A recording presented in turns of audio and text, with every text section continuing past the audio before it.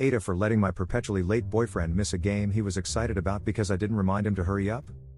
My boyfriend, 28M, and I, 27F, have been together for a few years, and he's notorious for being late to things we plan together.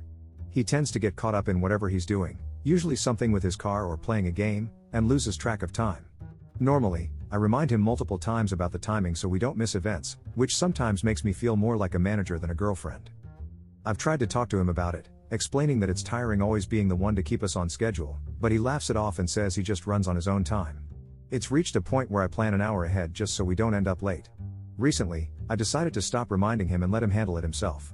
Last weekend, he got tickets to a big game he was thrilled about. We'd been talking about it for weeks, but I had told him a couple of times I wouldn't be nagging him to get ready anymore. Well, when game day came, he got distracted again, this time tweaking something on his car, which was running perfectly fine. I casually mentioned it was getting late, but I didn't keep at it or hurry him along. We ended up leaving much later than planned and missed most of the first quarter, which he'd been looking forward to. He was upset and blamed me, saying I should have told him sooner if I noticed we were running late. I reminded him I'd already made it clear I wasn't going to be responsible for his time management anymore. This led to a big argument where he accused me of sabotaging his plans out of spite. We haven't talked much since.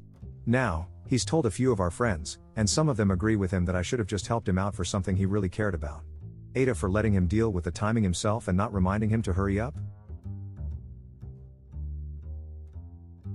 Aita for not considering a name important to my parents and my husband's parents for our daughter.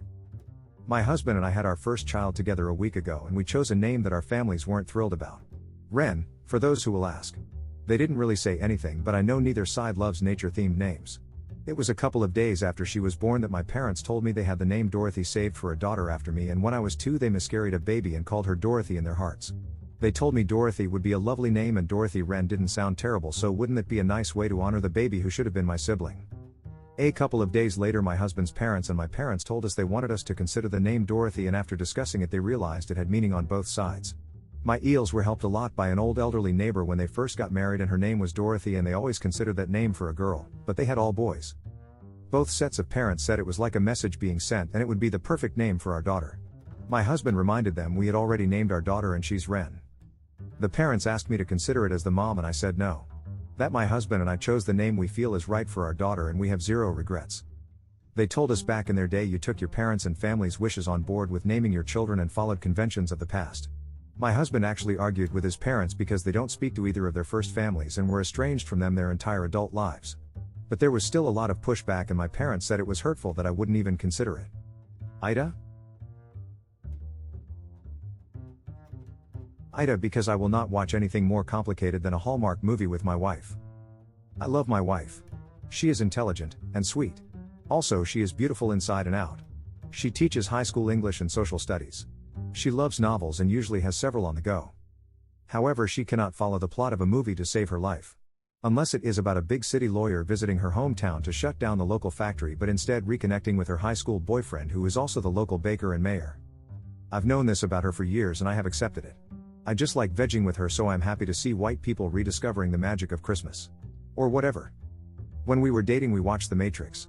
The questions she asked had me wondering about her. Ditto for anything complex. Even The Usual Suspects where they lay everything out for you, she didn't get the ending.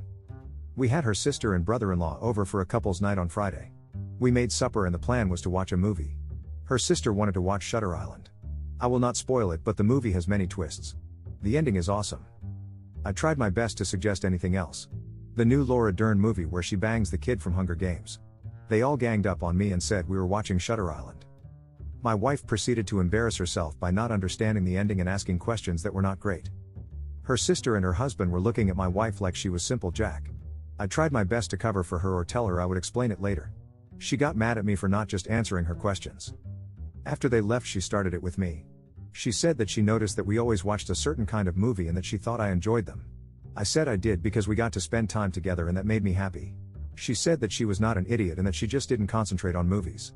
She recited the plots of several novels to prove her point. I said that I had never commented on her intelligence and that she was smarter than me. She says that I'm a jerk for not watching movies I enjoy with her. So I agreed and we watched Memento today. I think her head almost exploded from not asking questions.